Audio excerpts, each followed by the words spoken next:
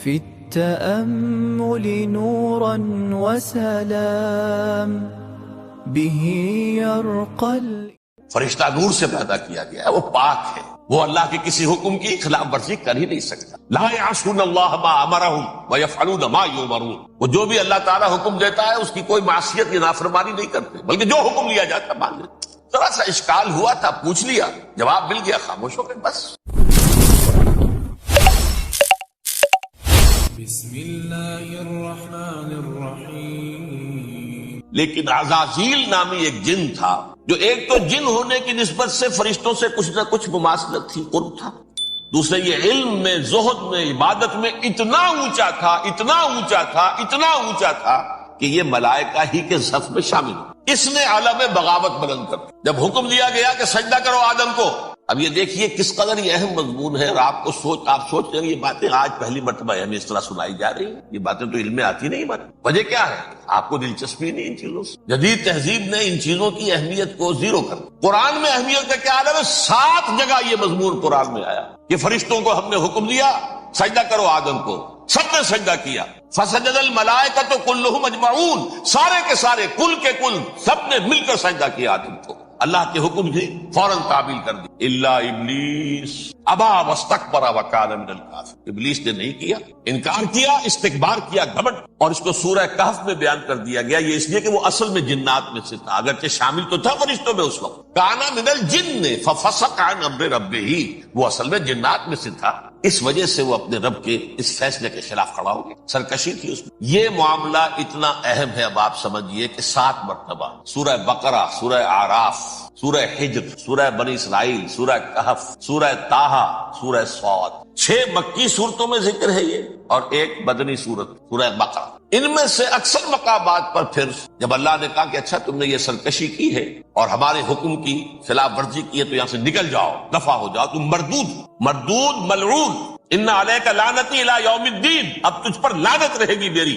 قیامت کے دن۔ اس نے کہا اچھا پروردگار پھر مجھے ذرا مہلت دے دے، رب فانظرنی الی یوم یبعثون، قیامت تک میری زندگی طویل کر دے۔ فذهب فانک من المنظرین، کہہ دیا اچھا جاؤ، تمہاری یہ درخواست بھی ہم نے قبول کی۔ اس نے کہا پروردگار اب میں اس آدم کو بھی گمراہ کر کے چھوڑوں گا اور آدم کی نسل کو تباہ کر کے چھوڑوں۔ انتہائی شدید چیلنج کے انداز میں یہ قرآن مجید میں 4-5 مرتبہ میں نے صرف 2 جگہ سے آپ کو اس وقت کوٹ کر کے سنایا تھا۔ سورہ اعراف میں اللہ تعالیٰ فرماتے ہیں قالا، اس پر ابلیس نے کہا فبما اغویتنی، تو اے رب جو تو نے مجھے گمراہ کیا ہے، مجھے ذلیل کر دیا، مجھ پر فوقیت دے دی، اس کو انا خیر منہ، میں اس سے بہتر ہوں، خلقتنی من نار وخلقتہ من طین، بنایا تو نے مجھے آگ سے اور اس کو بنایا مٹی سے، پھر مجھ سے مطالبہ کہ میں سجدہ کروں اور میں نے سجدہ نہیں کیا تو اب تو نے مجھے ملعون قرار دے دیا۔ قال فبما اغویتنی لاقعدن لهم صراطک المستقیم، اب میں یہ نسل آدم کے لیے، اس کو برباد کرنے کے لیے تیری سیدھی راہ کے اوپر دھات میں بیٹھوں گا، سیدھے راستے پر چلنے نہیں دوں گا۔ ثم لآتینہم من بین ایدیہم، پھر میں ان پر حملہ آور ہوں گا، ان کے سامنے سے بھی، ومن خلفہم، ان کے پیچھے سے بھی، وعن ایمانہم، ان کے داہنی جانب سے بھی، وعن شمائلہم، اور ان کے بائیں جانب سے بھی، ولا تجد اکثرہم شاکرین، اور تو دیکھے گا کہ ان کی اکثریت تیری شکر گزار بندوں پر مشتمل نہیں۔ یہ چیلنج، اور ایک چھوٹا سا چیلنج جو سورہ صاد میں آیا ہے، اور یہاں تو اس نے اللہ کے جلال کی قسم کھا کر کہا قال فبعزتک لأغوینہم اجمعین، اے رب تیری عزت، تیرے جلال کی قسم ہے میں ان سب کو گمراہ کر کے چھوڑوں گا، الا عبادک منہم المخلصین، سوائے ان میں سے وہ کچھ لوگ جنہیں تو خالص اپنا بندہ بنا لے، جنہیں تو اپنا بندہ بنا لے، مخلص نہیں، مخلص یہ مفعول ہے، فاعل نہیں ہے، جسے تو بنا لے۔ بعض لوگوں کو اللہ چن لیتا ہے، هو اجتباکم، تمہیں چن لیا ہے، اجتباء، وہ بچیں گے جن کو تو اپنی خاص امان میں لے لے گا، باقی میں سب کو گمراہ کر کے چھوڑوں۔ یہ ہے اصل دنیا میں نوع انسانی کا ابدی دشمن، ازلی سے ابدی تک۔ اور اس پہ نوٹ کیجئے کہ اس کی اصل بنیاد کیا ہوئی؟ 2 لفظ، تکبر اور حسد۔ استکبرا، تکبر، انا خیر منہ، میں اس سے بہتر۔ یہ ساری بس کی گانٹھ یہی ہے، سب سے بڑی گمراہی کی وجہ یہی ہے۔ اسی لیے کہا ہے حدیث میں لن يدخل الجنہ من کان فی قلبہ مثقال حبۃ من کبر، جنت میں ہرگز وہ شخص کبھی بھی داخل نہیں ہو سکے گا جس کے دل میں رائے کے دانے کے برابر بھی کبر، تکبر سب سے بڑا الکبر ردائی، اللہ فرماتا ہے یہ تکبر یہ تو میری چادر ہے. کوئی شخص تکبر کرتا تو گویا میری چادر گھسیٹ رہا ہے میرے کندھے سے. عرب میں کسی شخص کی توہین کرنی ہوتی تھی تو اس کی چادر گھسیٹتے تھے، ننگا کر دیا گویا یہ میری ردائی ہے. الکبر ردائی، یہ میری چادر ہے، یہ جامہ مجھے زیب دیتا ہے، مجھ پر راستہ. اور حسد، آدم کو جو برتری عطا ہو گئی اس حسد کی آگ میں بجھا اور اس کا انتقام لینا چاہتا ہے. آدم کو بھی گمراہ کیا، جنت سے نکلوایا. ایسے نکلنا تو انہیں تھا ہی مشیت اذنی میں، لیکن فوری طور پر اللہ کے حکم کی خلاف ورزی تو کروائی.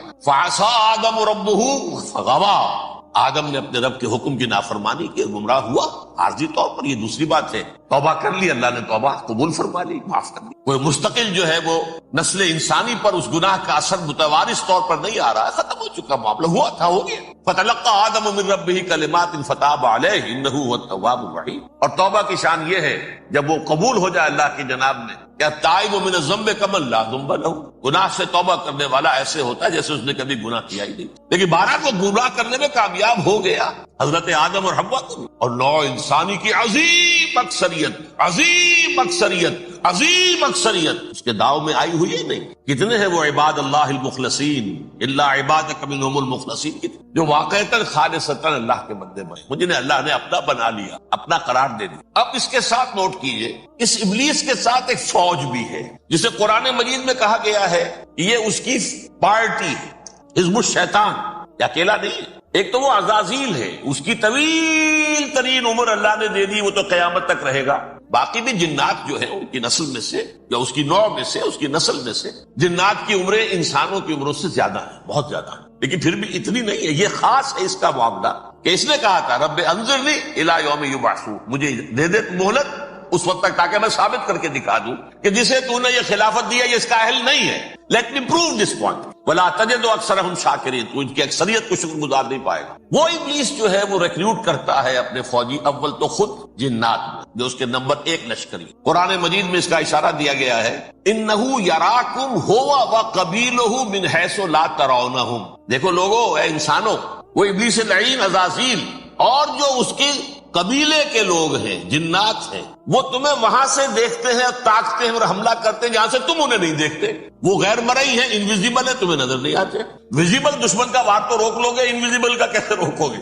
انہو یراکم ہوا وقبیلہ، اکیلا ہی نہیں ہے وہ تو تمہیں تاکتا ہے، تم پر حملہ کرتا ہے، گھات میں لگ کر جو ہے تمہارے اوپر حملہ کرتا ہے، وہ بھی اور اس کے ساتھ اس کے قبیلے کے لوگ جنات بھی، من حیث لا ترونہم، جہاں سے کہ تم انہیں نہیں دیکھتے. لیکن اس کے علاوہ وہ انسانوں میں سے بھی ریکریوٹ، رنگ روٹ، وہ برپاٹ، وہ جو ہے ان کو اپنے پاس رکھتا ہے فوج کے اندر. جس کی سب سے بڑی مثال کیا ہے؟ سورہ مجادلہ میں اللہ تعالیٰ نے منافق، حالانکہ وہ کون تھے؟ بظاہر حضور کا کلمہ پڑھنے والے، حضور کے پیچھے نماز پڑھنے والے، اسلام کا دعویٰ کرنے والے، ان کو اللہ فرماتا ہے اولئک حزب الشیطان الا ان حزب الشیطان هم الخاسرون. یہ شیطان کی پارٹی کے لوگ. وہاں مقابلے میں آیا ہے اولئک حزب اللہ الا ان حزب اللہ هم المفلحون. یہ دو پارٹیاں ہیں، حزب اللہ اللہ کی پارٹی جو اس کے مخلص بندے ہیں، وہ اللہ کی پارٹی، اور جو شیطان کے مرید بن گئے اس کے ہاتھ پر بیعت کر لی، لہذا وہ اس شیطان کی پارٹی کے لوگ ہیں، چاہے وہ انسان ہو چاہے جن ہو. تو انسانوں میں سے بھی اس کے حزب میں، اس کی پارٹی میں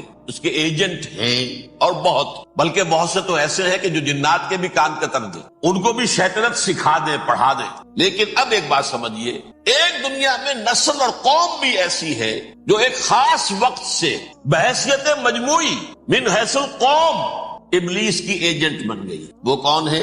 وہ یہودی. یہ یہودی قوم جو ہے، اس میں ایک تو کچھ یہ کہ ان کی فطرت کے اندر یہ تھا کہ ہم ہیں اصل انسان، باقی انسان جو ہے وہ انسان نما حیوان ہے، ان کی کوئی حیثیت نہیں. ہم ہیں اصل انسان، نحن ابناء اللہ واحباؤ.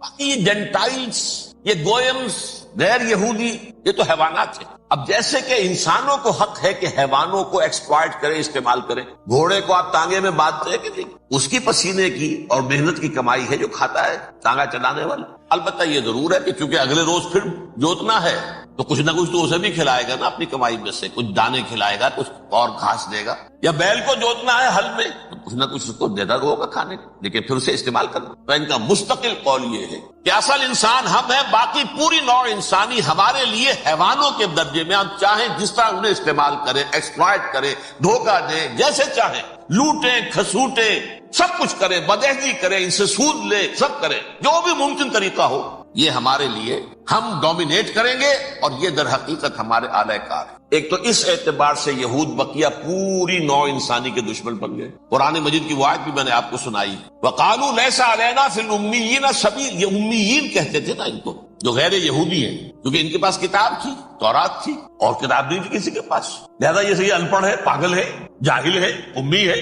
ہم ہے صاحب کتاب، ہمارے پاس شریعت، ہمارے پاس کتاب، یہ لوگ ان پڑھ ہیں، جاہل۔ لیس علینا فی الامیین سبیل، ان امیین کو ہم لوٹیں، کھسوٹیں، دھوکہ دیں، فریب سے جو کریں، چوری کریں، ڈاکہ ڈالیں، جیب کے قطرے، جس طرح بھی کریں ہمارے لیے جائز ہے، ہمارے اوپر کوئی گرفت نہیں ہوگی۔ اللہ تعالیٰ ہم سے یہ نہیں پوچھے گا تم نے جھوٹ کیوں بولا تھا اس کے ساتھ، تم نے وعدہ خلافی کیوں کی تھی اس کے ساتھ، تم نے کیوں دھوکہ دیا تھا اس کو، تم نے کیوں اس کا مال جو ہے غبن کر لیا تھا، ہڑپ کر لیا تھا۔ نہیں، ہم پر اس اعتبار سے ایک تو یہ انسانیت کی دشمنی ان کی گھٹی میں پڑ گئی، اس غلط خیال کی وجہ سے۔ ہم تو بخشے بخشائے ہیں، we are the chosen people of the Lord, ہمیں تو اللہ اگر جہنم میں داخل بھی کرے گا تو صرف چند دن، لن تمسنا النار الا ایاما معدودات، باقی اصل میں تو ہم تو اللہ کے پسندیدہ، نحن ابناء اللہ واحباہ، اس کے بیٹوں کے مانند ہیں، بڑے چہیتے ہیں، لاڈلے ہیں۔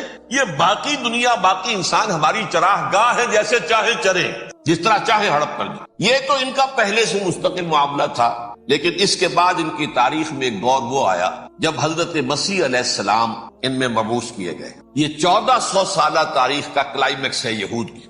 جب کتاب انہیں دی گئی تھی تورات حضرت موسیٰ کے ذریعے، وہ 1400 قبل مسیح کا واقعہ ہے۔ اس وقت سے لے کر اللہ کا وہ فضل ان پر ہوا، وہ فضل ان پر ہوا کہ کوئی ایک لمحہ ایسا نہیں آیا 1400 برس میں کہ ان کے ہاں کوئی نہ کوئی نبی موجود۔ یہ تار ٹوٹا ہی نہیں، 2 سے شروع ہوا، موسیٰ، ہارون علیہ السلام، اور 1400 برس کے بعد پھر آخری 2 ہے، عیسیٰ اور یحییٰ علیہ السلام، یوں سمجھ لیجئے، اور اس کے درمیان یہ تار ہے، اور اس تار میں کوئی ایک لمحہ ایسا نہیں آیا کہ کوئی نبی موجود۔ اس میں اتار چڑھاؤ بہت سے آئے ہیں، اس کا وہ میرا موضوع نہیں ہے اس وقت۔ قبل مسیح کی تاریخ جو ہے وہ میرا موضوع نہیں ہے۔ قرآن مجید میں سورہ بنی اسرائیل کے پہلے رکوع میں اس کا تذکرہ موجود۔ وَقَضَيْنَا إِلَىٰ بَنِي إِسْرَائِيلَ فِي الْكِتَابِ لَتُفْسِدُنَّ فِي الْأَرْضِ مَرَّتَيْنِ وَلَتَعْلُنَّ عُلُوًّا كَبِيرًا، 2 مرتبہ ان پر عذاب کے کوڑے برسے، پہلے اشوریوں کے ذریعے سے جو شامی تھے، سیرینز اشوری کہلاتے، پھر بابلیوں کے ذریعے سے یعنی عراقیوں کے ذریعے سے، بیبیلونیا نام تھا عراق کا پہلے، ان پر بہت بڑی بڑی تباہیاں آئیں، اللہ تعالیٰ کی طرف سے عذاب آئے۔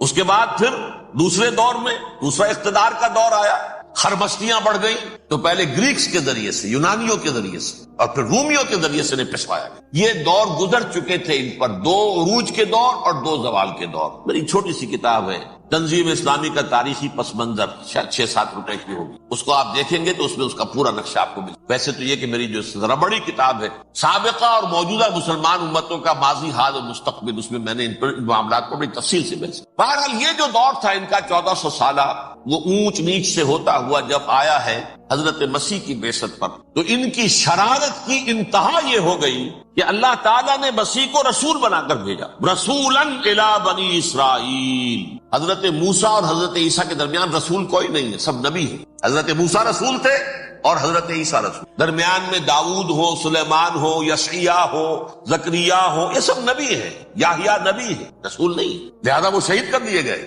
رسول شہید نہیں ہو سکتا، قتل نہیں ہو سکتا۔ لیکن عیسیٰ اور موسیٰ کے درمیان 1400 برس ان کے جو ہیں، اس کا کلائمیکس ہے حضرت مسیح علیہ السلام کی بعثت، اور حضرت مسیح علیہ السلام کو جسے اللہ نے اپنی روح قرار دیا، روح منہ، کلمتہ القاہا الی مریم، اللہ کا کلمہ، عظیم ترین معجزات۔ انہوں نے کیا کہا؟ یہ ولد الزنا ہے، حرام زادہ ہے، معاذ اللہ، نقل کفر نہ باش، یہ جادوگر ہے، یہ مرتد ہے، یہ واجب القتل۔ اصل حکومت اس وقت رومیوں کی تھی حکومت، لیکن انہوں نے انہیں آٹونومی دے رکھی تھی، اپنے مذہبی معاملات تم خود طے کر سکتے۔ تو قائفاس جو اس وقت کا ان کا ہیڈ ربائی تھا سب سے بڑا، اس کی عدالت نے فیصلہ کیا مسیح کو سولی چڑھا دیا جائے۔ پائلیٹس پونٹس اس کے پاس ان کی یادداشت پہنچ گئی، یہ ہمارا مجرم ہے مذہبی، یہ مرتد ہے، یہ کافر ہے، یہ جادوگر ہے، یہ واجب القتل ہے، اسے قتل کر سولی چڑھا دو۔ خیر وہ لمبی بات ہو جائے گی، اس نے تو اپنے ہاتھ دھوئے کہ صاحب ہمارے پاس کوئی جرم نہیں ہے اس کے خلاف، تم کہتے ہو تو ٹھیک ہے، سولی چڑھا دے۔ یہ دوسری بات ہے کہ اللہ نے حضرت مسیح کو اٹھا لیا آسمان پر، ان کی جگہ وہ شخص سولی چڑھا جس نے غداری کر کے گرفتار کروایا تھا، جوڈاس اسکیریوٹ، اس کی شکل اللہ نے بدل دی حضرت مسیح کی سی، اور حضرت مسیح کو فرشتے اٹھا کے اوپر لے گئے، وہ زندہ آسمان پر اٹھا لیے گئے۔ اور یہ ساری تفاصیل نہ قرآن میں ہے نہ حدیث میں ہے، یہ انجیل میں ہے، لیکن انجیل کون سی؟ برنباس کی، gospel of the Lord according to Saint Barnabas. یہ حواریین مسیح میں سے تھے، لیکن عیسائی ان کو تسلیم نہیں کرتے، ان کی بائبل کو صحیح نہیں مانتے، کینونیکل نہیں مانتے۔ 100 انجیلیں تھی، 104 تھی، جن میں سے 4 چنی ہیں انہوں نے، یہ متی اور جان اور مرکس مارکس یہ ہے، تو یہ 4 انجیلیں ہیں، انہوں نے تسلیم کیے کہ یہ کینونیکلز ہیں، یہ تو ہیں حقیقی، باقی جو ہے 100 اس کو وہ تسلیم نہیں۔ ان میں سے ایک ہے یہ برنباس، اس میں یہ تفصیل ہے کہ اللہ تعالیٰ نے اس شخص کی، جیوڈاس کی، یہودا جیوڈاس اس کو انگریزی میں کہتے ہیں، اس کی شکل بدل دی حضرت مسیح کی سی، وہ گرفتار ہوا، وہ سولی تھا، وہ غدار تھا، غداری کی سزا اسے ملنی تھی، وہ مل گئی۔ حضرت مسیح کو فرشتے 4 اٹھ رہے ہیں، جس کوٹڑی میں حضرت مسیح مقیم تھے، ایک باغ کے اندر روپوش تھے، اس کی چھت پھٹی ہے، 4 فرشتے آئے ہیں، حضرت مسیح کو اٹھا کر لے گئے ہیں، چھت برابر ہو گئی ہے، اس کے بعد وہ شخص پکڑا گیا۔ بہرحال حضرت مسیح کو اللہ نے اٹھا لیا، لیکن وہ دن ہے کہ اس قوم کو اب مغضوب علیہم قرار دے دیا۔ نوٹ کر لیجئے، اصل میں تو ہونا یہ چاہیے تھا کہ رسول کی جان کے در پہ جب کوئی امت ہو جاتی تھی تو اللہ کا قاعدہ یہ تھا کہ اس امت کو نسیہ منسیہ کر دیا جائے۔ حضرت نوح کی قوم کو ختم کیا یا نہیں؟ حضرت ہود کی نگاہوں کے سامنے قوم عاد برباد کی گئی یا نہیں؟ حضرت صالح کی نگاہوں کے سامنے قوم سمود برباد ہوئی؟ یہ اللہ کا قاعدہ رہا۔ سدوم اور عمورہ کی بستیاں حضرت لوط علیہ السلام جہاں بھیجے گئے، مدین کا علاقہ جہاں حضرت شعیب بھیجے گئے، آل فرعون جن کی طرف موسیٰ کو بھیجا گیا، سب ہلاک کر دیے، کیونکہ رسولوں کے بارے میں اللہ کا ذات، نبیوں کے بارے میں یہ بات نہیں ہے۔ نبی آیا، اس نے دعوت دی، جس نے مان لیا اچھا کیا، اپنے لیے اچھا کیا، نہیں مانا اس کی اپنی جو ہے آپ برباد ہو گئی، دنیا میں کوئی فیصلہ اس کا نہیں۔ لیکن رسولوں کا معاملہ یہ ہوتا ہے کہ دنیا میں وہ اللہ کی عدالت بن کر آتے ہیں، مانو گے تو بچو گے، نہیں مانو گے ہلاک کر۔ تو اس اعتبار سے وہ مستحق تو ہو چکے تھے اس کے کہ انہیں ہلاک کر دیا جائے۔ اب اللہ کی کوئی خصوصی مشیت ہے، اس میں کیا حکمت ہے، وہ ہے ایک حکمت، میں بعد میں اگر وقت ہوا تو بتاؤں گا۔ فیصلہ یہ کیا اللہ نے کہ حضرت مسیح کو تو اٹھا لیا زندہ، اور ان کی رسی ابھی مزید دراز کر دی، کہ ان کو ابھی مہلت دے دی کہ تمہیں آخری 30 سال، جس کو عذاب اکبر کہتا ہے قرآن، سورہ سجدہ جو حضور ہر جمعے کی پہلی رکعت میں فجر میں پڑھتے تھے، وَلَنُذِيقَنَّهُم مِّنَ الْعَذَابِ الْأَدْنَىٰ دُونَ الْعَذَابِ الْأَكْبَرِ لَعَلَّهُمْ يَرْجِعُونَ، چھوٹے چھوٹے عذاب اور ایک بڑا عذاب، جبکہ قوم بالکل برباد، نسیم منسیہ، کَأَن لَّمْ يَغْنَوْا فِيهَا، ایسے ہو جائیں جیسے کوئی تھے ہی نہیں آبادیاں، لا یرا الا مساکنہم، اب ان کے مسکن نظر آتے، مکین نظر نہیں آتے۔ یہ عذاب اکبر جو ہے وہ ان پر نہیں آیا، حالانکہ وہ مستحق ہو گئے تھے اسی وقت۔ اس کو یوں سمجھیے کہ کسی شخص کو پھانسی کا حکم تو ہو جائے، ایگزیکیوشن نہیں ہوتا ہے، کئی سال گزر جاتے ہیں پڑے ہوئے، اور معاملات جو ہیں وہ چلتے رہتے ہیں۔ یہ معاملہ ہوا اس کے ساتھ، ورنہ یہ مستحق ہو چکے تھے آخری بربادی تباہی کے،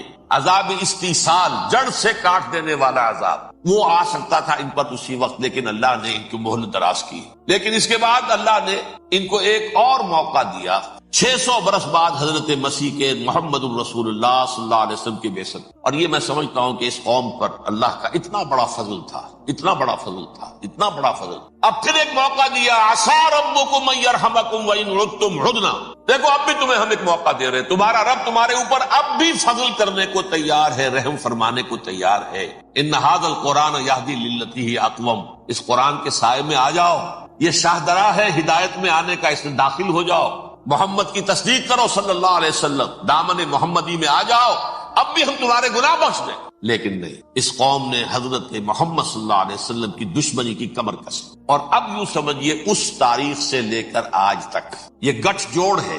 ظاہر بات ہے کہ ابلیس کا بھی اصل دشمن اب کون ہے، یا ہدف کون ہے، ٹارگٹ کون ہے؟ جنہوں نے محمد کو نہیں مانا صلی اللہ، وہ تو ہے ہی جہنمی، ان پر کوئی اور محنت کرنے کی ضرورت کیا ہے؟ سمجھ رہے میری بات؟ حضور کی بعثت کے بعد جنہیں حضور کو رد کر دیا، ان پر ایمان نہیں لائے، وہ کون ہے؟ کافر، وہ جہنمی ہے ہی ہے، لہذا اس کے اوپر کوئی محنت صرف کرنے کی ابلیس کو ضرورت نہیں۔ اس کا اصل ٹارگٹ امت محمد ہے صلی اللہ علیہ وسلم، وہ ساری نوع انسانی کی دشمنی اب آ کر مرکوز ہو گئی ہے امت محمد صلی اللہ علیہ وسلم کی دشمنی۔ اور اسی طرح یہود کا معاملہ، اگرچہ ویسے پوری نوع انسانی کے دشمن ہیں، انہیں حیوان سمجھتے، ان کی جان مال اپنے لیے مباح سمجھتے ہیں، جس طرح چاہیں لوٹیں کھسوٹیں، کھائیں پیئیں انہیں، لیکن اب ان کی بھی دشمنی کا سب سے بڑا مرکز امت محمد۔ کیوں؟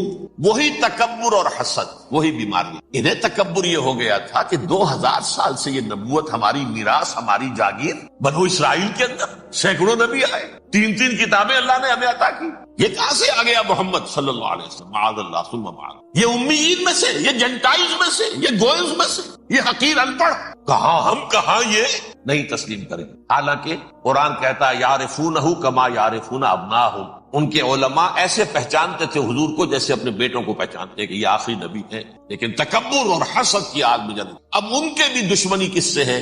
محمد اور امت محمد صلی اللہ علیہ وسلم۔ یہ گٹھ جوڑ ہے۔ اب دیکھیے یہ ہے میری گفتگو کا اب تک کی گفتگو کا حاصل، یہ گٹھ جوڑ۔ ایک غیر مرئی دنیا، انویزیبل دنیا کا ابلیس لعین اور جنات میں سے اس کے لشکری فوج، انسانوں میں سے ویسے تو اور بھی بہت جگہ اس کے ایجنٹ ہے، مسلمانوں میں بھی ہے، لیکن بحیثیت قوم، بحیثیت مجموعی، ایک پوری قوم، ایک پوری نسل جو ہے اس کے ساتھ گٹھ جوڑ ہے۔ ان دونوں کی گٹھ جوڑی کے ساتھ یہ دشمن دون ہے انسانیت کے۔ پہلا دشمن ابلیس لعین، عزازیل لعین، اور دوسرے دشمن یہود ملعون۔ اب میں آپ کو ذرا اس جو انسانوں میں سے انسان دشمنی کا جن کا سب سے بڑا رول ہے، میں ان کی 2000 سالہ تاریخ کا آپ کے سامنے نقشہ رکھنا چاہتا ہوں۔ ان 1400 سال کا تو میں نے صرف 4 آپ کو پوائنٹس بتائے۔ موسیٰ سے عیسیٰ تک 1400 برس علیہ الصلوۃ والسلام، 2 مرتبہ عروج، 2 مرتبہ زوال، اشیریوں کے ہاتھوں پٹوائی، بابلیوں کے ہاتھوں پٹانا، گریکس کے ہاتھوں مرمت، رومنس کے ہاتھوں۔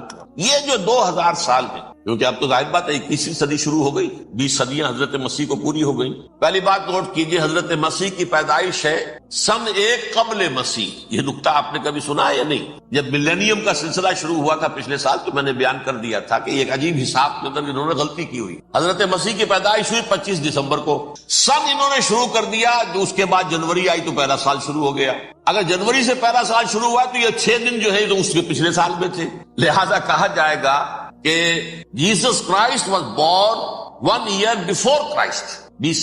تو 1 قبل مسیح میں حضرت مسیح کی پیدائش۔ یہ آخری اسرائیلی نبی اور رسول۔ یہودی علماء کی مخالفت، دشمنی، سولی پر چڑھوا دینا میں بیان کر چکا ہوں۔ سن 33 عیسوی میں جبکہ حضرت مسیح کی عمر 33 برس تھی، اللہ تعالیٰ نے انہیں زندہ آسمان پر اٹھا، لیکن یہودیوں نے اپنے خیال کے مطابق انہیں سولی پر چڑھوا دیا، ان کی موت واقع۔ اگرچہ اس کے بعد یہ اختلاف ہے، یہودی کہتے ہیں وہ سولی پر چڑھ گیا، ختم ہوا، مر گیا، عیسائی کہتے ہیں نہیں، انتقال ہوا ہے مسیح کا صلیب پر، لیکن پھر وہ دوبارہ زندہ ہو گئے۔ ان کی لاش ایک غار میں رکھ دی گئی تھی، وہاں ریزریکشن ہو گیا، ان کا باعث بعد الموت وہیں ہو گیا، اور پھر انہیں اللہ نے زندہ آسمان پر اٹھا۔ تو ہمارے اور عیسائیوں کے درمیان نوٹ کر لیجئے، یہ چیز مشترک ہے کہ حضرت مسیح آسمان پر زندہ اٹھائے گئے۔ فرق کیا ہے؟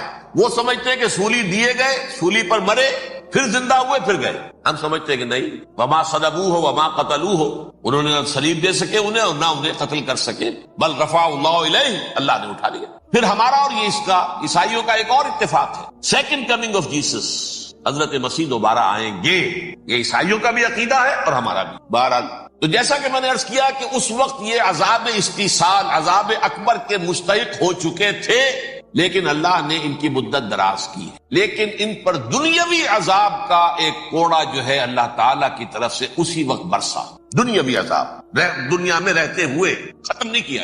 37 برس بعد حضرت مسیح کے رفع سماوی کے 37 برس بعد سن 70 میں یہودیوں نے بغاوت کی رومیوں کے خلاف۔ رومی ٹائٹس جنرل تھا ایک، اس نے پھر جو حملہ کیا ہے، 1,33,000 یہودی ایک دن میں قتل کیا یروشلم، اور ہیکل سلیمانی گرا دیا۔ وہ ہیکل پہلے بھی گرا تھا، پہلے 1400 سال کے دوران میں بھی نبوکدنضر نے گرایا تھا، لیکن پھر اس کے 150 سال بعد انہوں نے دوبارہ بنا لیا تھا، اس لیے وہ اسے سیکنڈ ٹیمپل کہتے ہیں۔ پہلا ٹیمپل جو حضرت سلیمان نے بنایا تھا، نبوکدنضر نے گرا دیا 587 قبل مسیح میں، پھر دوبارہ انہوں نے 150 سال کے بعد بنا لیا۔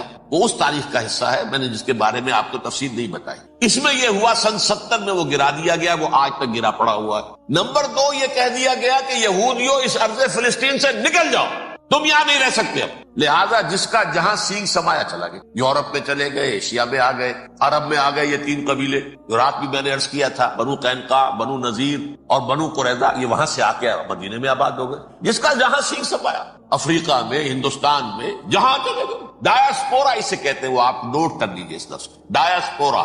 ہمارا دور انتشار، جبکہ ہمیں ہماری اصل سرزمین تو فلسطین ہے، حضرت ابراہیم کا مسکن، حضرت اسحاق، حضرت یعقوب کا مسکن فلسطین، یہ ہے ہماری اصل جاگیر، یہ تو ہماری جدی پشتی جاگیر ہے، لیکن یہاں سے نکال دیے گئے سن 70 عیسوی میں، اور وہاں سے لے کے 1917 تک ان کا ڈایاسپورا جاری رہا، یہ دور انتشار۔ اس دور انتشار کے اب چند حصے ہیں جس کو میں چاہتا ہوں کہ آپ علیحدہ علیحدہ سمجھ۔ دور انتشار کا جو پہلا جو ہے تقریباً 300 برس، رومی حکمران تھے، وہ یہودیوں کے بھی دشمن تھے اور عیسائیوں کے بھی دشمن تھے. عیسائی اور یہودی ایک دوسرے کے بھی دشمن تھے، لیکن رومی سمجھتے تھے کہ یہ ایک ہی تھیلی کے چٹے بٹے ہیں.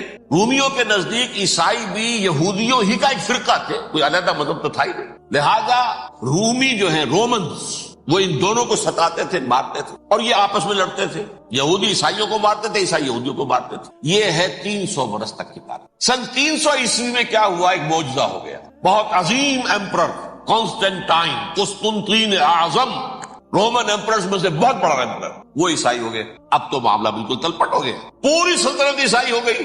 اب عیسائیوں کے عیش ہو گئے اور یہودیوں پہ مار پڑنی. اب عیسائیوں کا آپ خود سوچئے کہ جنہیں وہ خدا بنا بیٹھے ہیں، خدا کا بیٹا قرار دے رہے ہیں، ان کے قاتل کون؟ یہودی بدماش.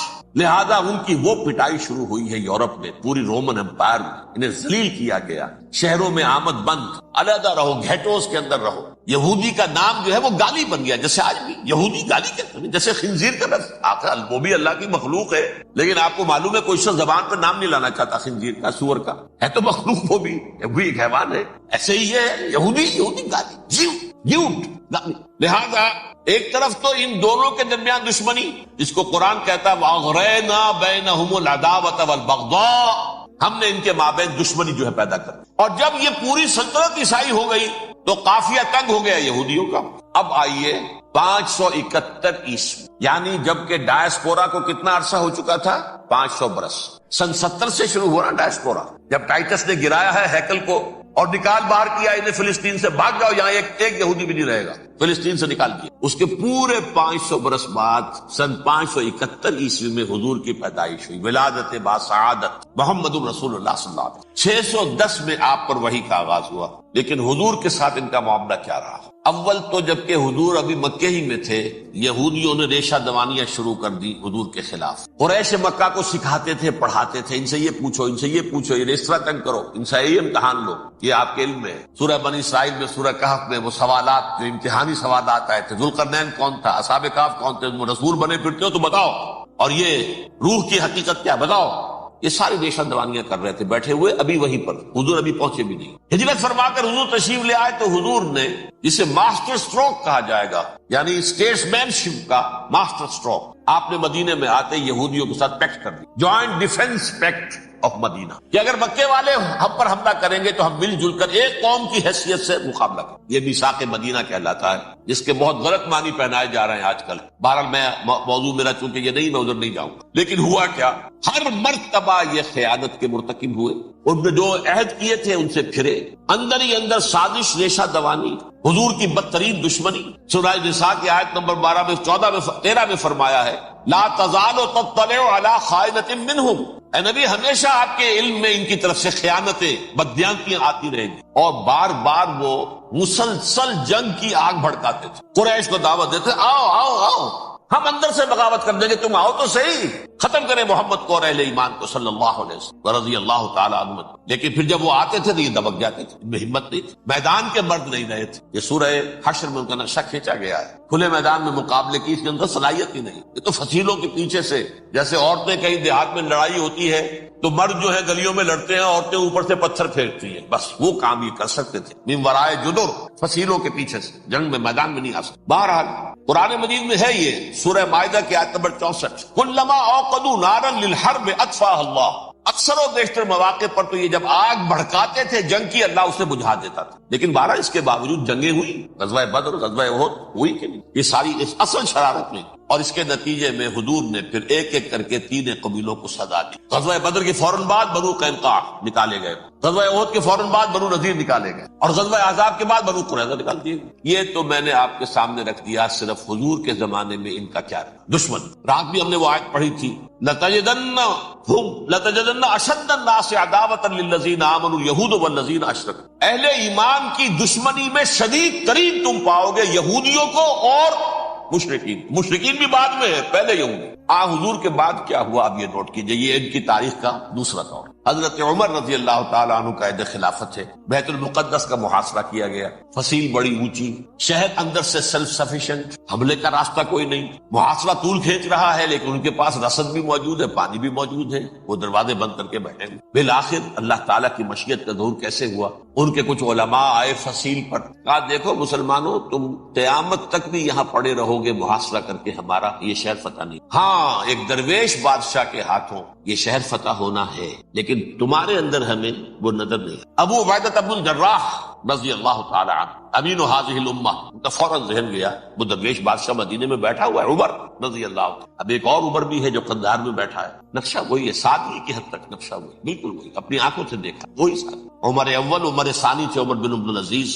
اب ایک اللہ کے فضل سے اللہ تعالیٰ ایدہ اللہ بنصرتہ، اللہ تعالیٰ ان کی نصرت فرمائے، دشمنوں کو ان کے مقابلے میں نیست و نابود کرے. انہوں نے ریکویسٹ بھیج دی کہ حضور تشریف لائیے، یہ شہر فتح ہو جائے گا. وہ ہے سفر تاریخی، اتنا طویل سفر، تقریباً 700 میل، ایک اونٹ، ایک خادم، ایک منزل پہ امیر المومنین اوپر بیٹھے، خادم آگے چل رہا ہے، اگلی منزل پہ خادم اوپر بیٹھا ہے، امیر المومنین آگے جا رہا ہے. اور جب پہنچے ہیں تو وہ باری تھی خادم کی، انہوں نے ہاتھ جوڑ دیا، حضور خدا کے لیے تم کیا کہیں گے لوگ، وہ میرا برا حال کر دیں گے، تمہیں شرم نہیں آئی؟ امیر المومنین پیدل آگے چل رہے ہیں نکیل پکڑ کر، اور تم بیٹھے ہو اوپر براجمان ہو.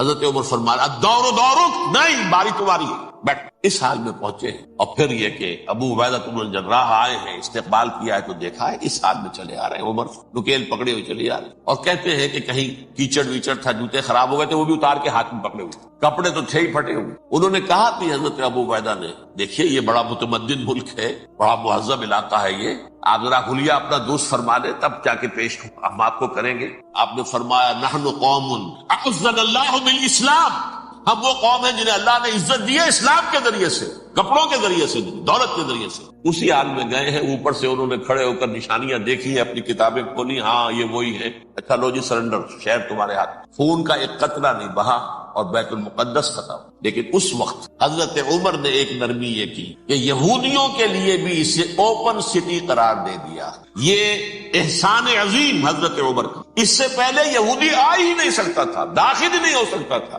وہاں وہ آ کر وزٹ نہیں کر سکتا تھا، زیارت نہیں کر سکتا تھا اپنے مقدس مقامات کی. حضرت عمر نے یوں سمجھیے کہ تقریباً 550 برس کے بعد ان کے لیے راستہ کھولا ہے کہ ہاں تم آ سکتے ہو، زیارت کر سکتے ہو. لیکن یہ عیسائیوں نے لکھوایا معاہدے کے اندر، انہیں یہاں آپ آباد ہونے کی اجازت نہیں دیں، لیکن کم وزٹ دی پلیسز، دیکھیں زیارتیں کریں اور جائیں. یہ معاہدہ حضرت عمر کا ہے رضی اللہ تعالیٰ، جو پھر خلافت راشدہ کے بعد بنو امیہ نے بھی اس کو آرڈر کیا، بنو عباس نے کیا. پھر جو ہمارے یہ ترکوں میں اندر خلافت آئی تو ترک خلفاء نے بھی اس معاہدے کی پوری پابندی. فلسطین میں آ سکتے ہیں یہودی صرف زائرین کی حیثیت سے، وہاں آباد نہیں ہو سکتے. اب آئیے اگلا دور آیا حضرت عثمان کا دور خلافت. یہ ہے وہ وقت کہ اب یہود نے امت مسلمہ کی پیٹھ میں چھڑا کر. وہ کیسے؟ ایک یہودی عبداللہ ابن سبا اسلام کا لبادہ اوڑھ کر آ گیا، معاشرے کا جائزہ لے لیا. ان میں بنو ہاشم اور بنو امیہ میں جو پرانی کشاکش تھی اس کے کچھ نہ کچھ جراثیم باقی ہیں، اگر ان کو ذرا بھڑکا دے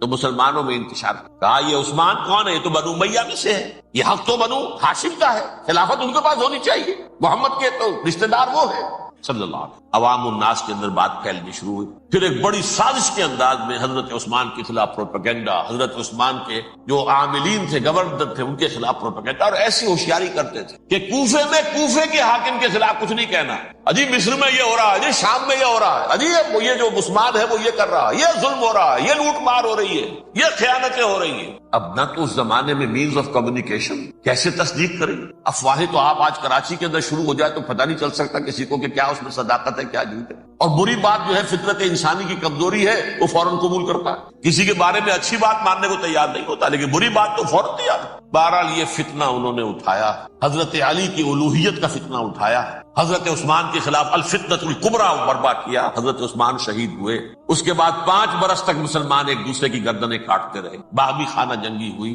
امت کو وہ زخم لگایا ہے جو آج تک جس سے خون رس رہا ہے. یہ شیعان عثمان اور شیعان علی تھے جو بعد میں پھر سنی اور شیعہ ہو. اور آج تک فتنہ کس نے جگایا؟ ایک عبداللہ ابن سبا یہودی اور اس کے کارندے، شیطان کا ایجنٹ، اور انسانوں میں سے بھی اس کے جو بھی حواریین تھے اور شیطانوں کے اندر سے بھی تھے، انہوں نے بھی اس آگ کو بھڑکایا. یہ آپ سوچ لیجئے کہ یہ کس نے وہ زخم لگایا؟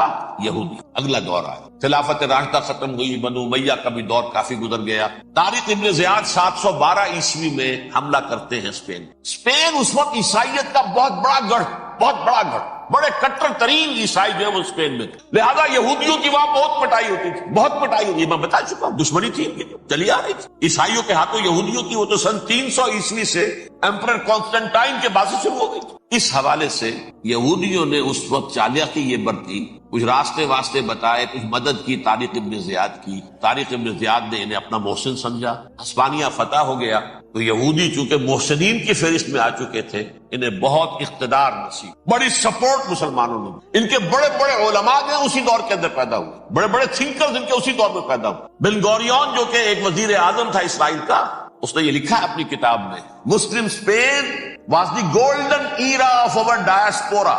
وہ ڈائسپورا جو 70 عیسوی سے شروع ہوا تھا اور 1917 عیسوی تک جاری رہا ہے، اس میں سے گولڈن ایرا ہمارا جو تھا وہ مسلم اسپین تھا. ہسپانیہ میں بیٹھ کر ہم عیش کیے، لیکن وہاں سے انہوں نے اور جو کچھ کیا، یہ تو داستان کے تو بہت سے گوشے ہیں، لیکن میں جس اسٹریٹ لائن میں چل رہا ہوں اس کے اعتبار سے ایک بات سمجھ، وہاں بیٹھ کر انہوں نے اب عیسائیت کی پیٹھ میں چھڑا گھونپا، پروٹیسٹنٹ مذہب پیدا کیا، تقسیم کر دی. جیسے شیعہ سنی کی تقسیم عبداللہ ابن سبا، رومن کیتھولک اور پروٹیسٹنٹ کی تقسیم یہودی علماء. ہوتا کیا تھا، ہسپانیہ کی یونیورسٹیاں ہیں، کارڈووا میں ہے، ٹولیڈو میں ہے، گریناڈا میں ہے، غرناطہ، قرطبہ، تولیتلا، اور وہاں آتے تھے لوگ. فرانس سے چلے آ رہے ہیں نوجوان پڑھنے کے لیے، جرمنی سے چلے آ رہے ہیں، اٹلی سے چلے آ رہے ہیں. 3 ہی ملک قریب ترین پڑھتے ہیں سینٹرل جو یورپ کے ہیں. یہاں پر جو ہے وہ اسلام جو نور پھیلا رہا تھا اس سے بھی مستفیض ہوئے. جہالت کے جو ہے پردے ان کے وہ چھٹے. اس کے ساتھ ہی وہ یہودی وہاں ان کے اندر جو جراثیم داخل کر رہے تھے، وہ اس عیسائیت کے خلاف بغاوت جو اس وقت دنیا میں عیسائیت اس وقت تھی. پوپ کا راج تھا دنیا میں اس وقت.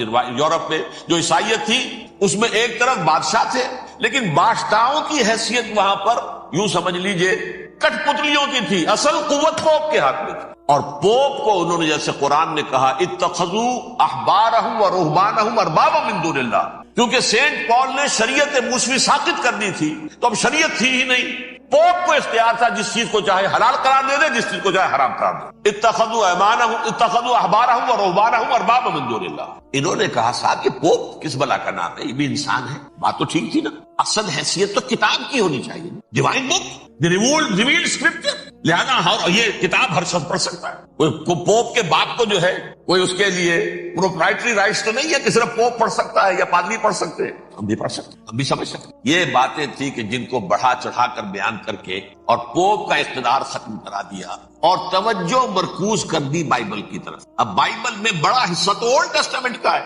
نتیجہ کیا ہوا، یہود کی عظمت پروٹیسٹنٹس کے نزدیک مسلم ہو گئی. اصل قوم تو یہ ہے، وہ دشمنی بدلی کہ نہیں بدلی. موسیٰ کے امتی یہ ہے، تورات موسیٰ کو دی گئی، ابراہیم کی نسل یہ ہے. لہذا وہ جو دشمنی تھی، جو عداوت تھی کہ ہمارے خدا کو سولی چڑھانے والے ہیں یہ بدماش، اس کا ازالہ ہوا. اس پروٹیسٹنٹ مذہب کے نتیجے میں یہ میں اب آپ کو بتاتا ہوں کہ ایک نتیجہ وہ نکلا ہے جسے برٹرنڈ رسل نے بیان کیا ہے. اس کی کتاب ہے ان پریز آف آئیڈلنس، صفحہ 108. وہ لکھتا ہے the Christians retaining the Judaic belief in special revelation added to it the Roman desire for worldwide domination and the Greek taste for metaphysical subtleties.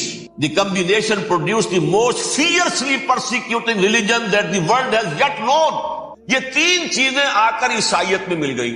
ایک تو جب یہ اولڈ ٹیسٹامنٹ جو ہے وہ ان کے ہاتھ میں آ گئی، اور اس کے میں کچھ آپ کو بتا دیتا ہوں کہ اولڈ ٹیسٹامنٹ کی تعلیمات، کیونکہ یہ اولڈ ٹیسٹامنٹ جو ہے یہ محرف تھی.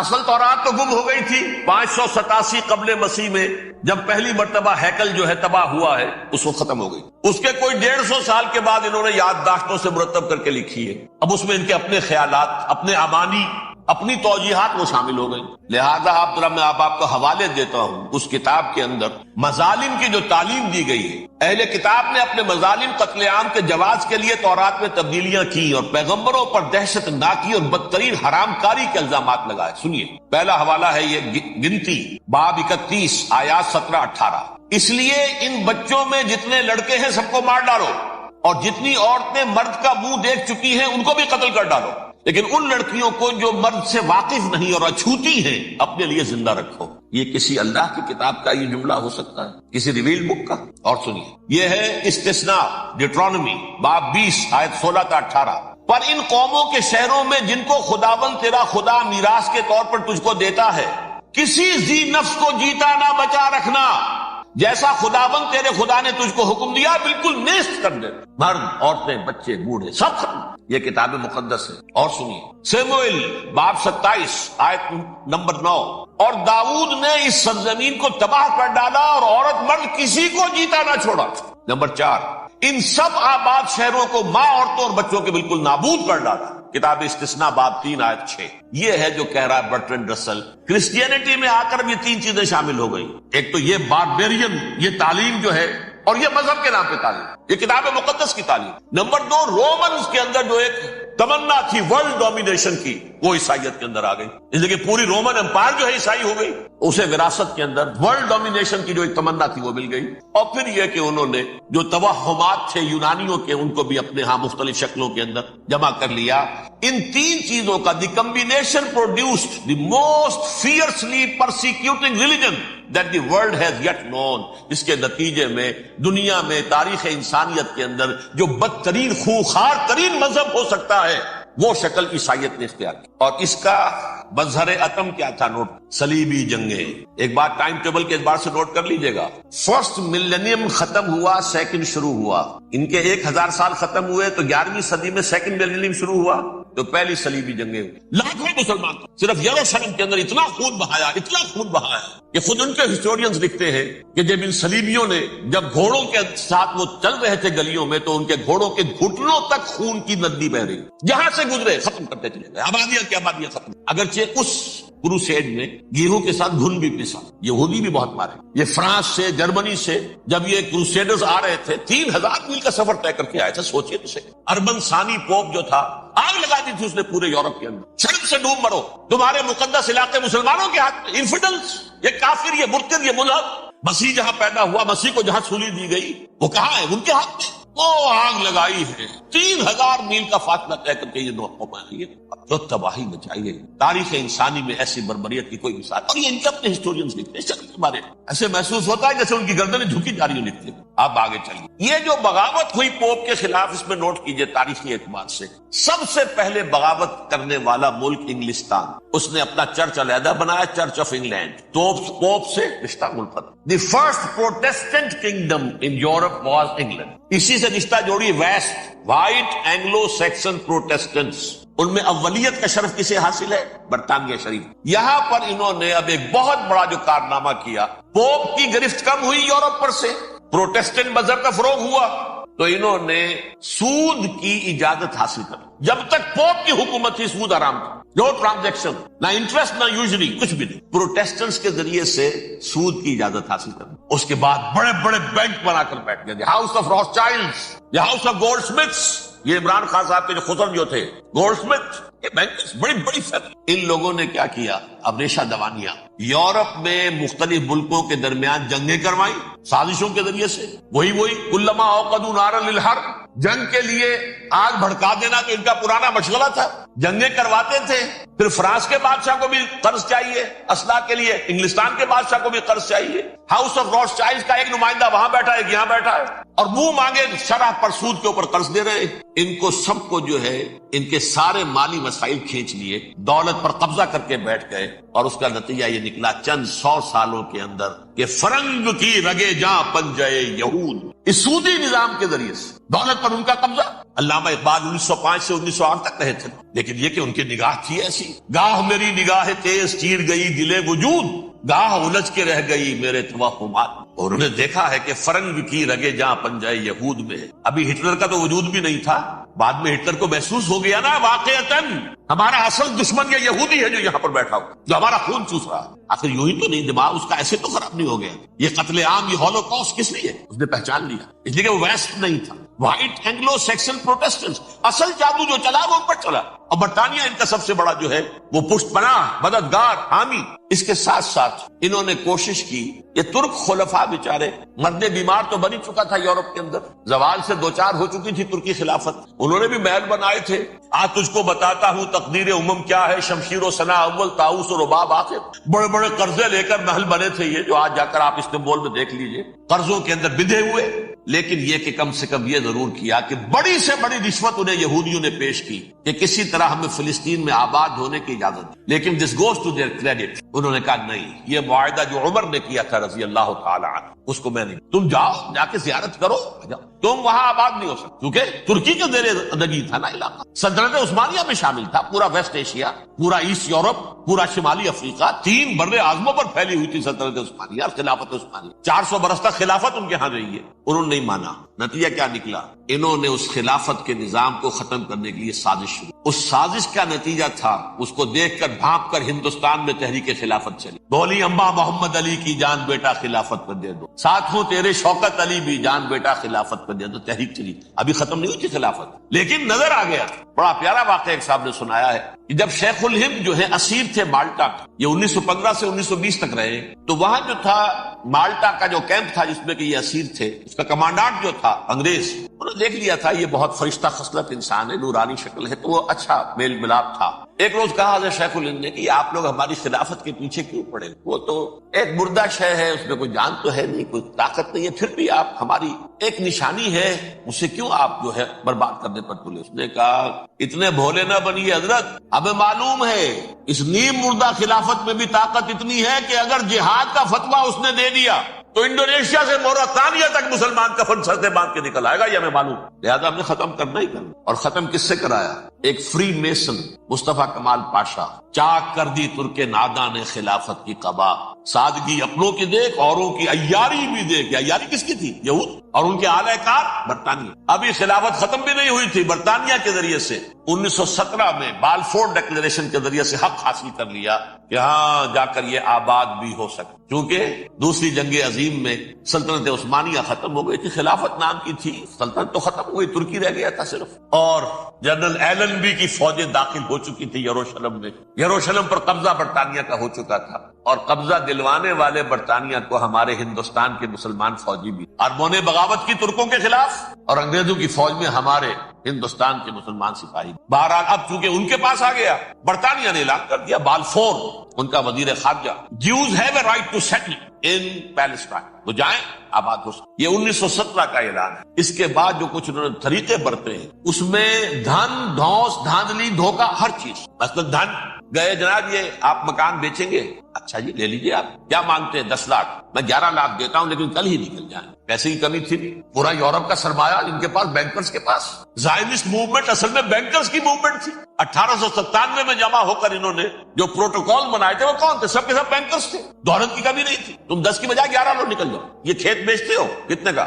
بھائی 12 کا, ہم 13 دیتے ہیں بھائی, جلدی سے نکل. یہ بھی کیا, دھن کے ذریعے سے ڈسپلیس کیا, جہاں زور چلا نکال دیا. اور اس کے بعد پھر جب سن 48 میں اسرائیلی ریاست قائم ہو گئی, اب اسرائیلی جو ہے عدالتوں میں استغاثے دائر کرنے شروع. یہ فلاں مکان میرے پرانے پگڑ دادا سگڑ دادا کا تھا 2000 سال پہلے, اس کے اوپر یہ قبضہ کر کے بیٹھے ہوئے, یہ میرے پاس دستاویزات ہیں, اچھا ٹھیک ہے آپ نکل جائیں, یہ مکان ان کا. اس طریقے سے انہوں نے بے دخل کیا فلسطینی, اور خود وہاں پر قدم جما کر متصل. یہ ہے کہ جو مغربی اقوام نے اس میں سیکنڈ جو ہے رول پلے کیا ہے امریکہ نے. ویسٹ جو ہے اس کا نمبر 2 امریکہ تھا, اب نمبر 1 امریکہ ہے.